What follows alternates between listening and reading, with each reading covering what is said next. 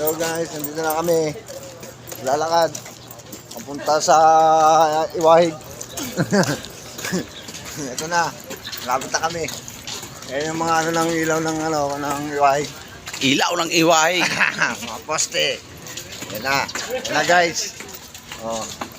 Guys.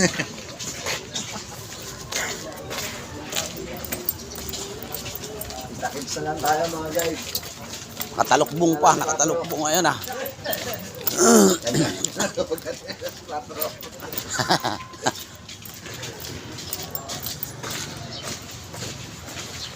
Kapalitan nito ah.